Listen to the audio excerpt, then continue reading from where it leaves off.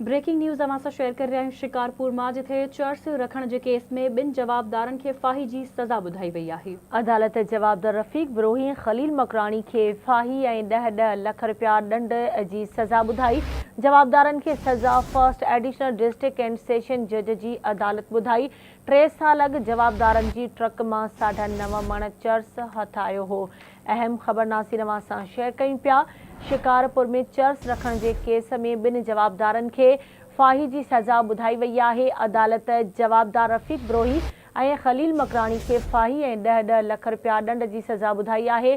जवाबदारनि खे सज़ा first additional district and session जज जी अदालत ॿुधाई। 3 साल अॻु जवाबदारनि जी ट्रक मां 9.5 मण चर्स हथ आयो हो।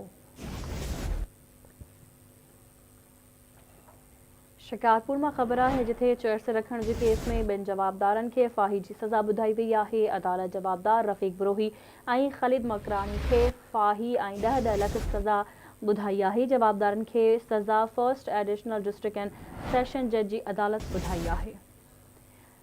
तफ़सील मालूम कंदासीं शिकारपुर मां आवाज़ न्यूज़ जे रिपोर्टर रशीद जामड़ो खां।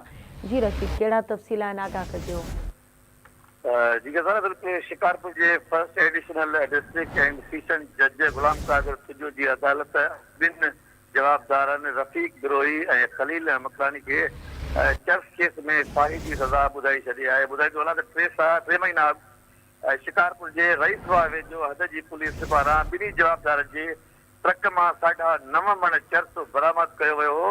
शहर के न्यू फौजदारी थाने ते ॿिन्ही जवाबदार मथां सरकारी फरियाद से चर्स रखण जो केस दाखिल किया वियो, जंहिंजो अदालत पारां अॼु अहिड़ो फ़ैसिलो ॿुधायो वियो आहे। अदालत जे अहिड़े फ़ैसिले बैदि ॿिन्ही जवाबदारनि खे शिकारपुर खां सखर जेल मुंतक़िल कयो वियो आहे। ठीक है, मां जी मेहरबानी रशीद अपडेट करण लाइ।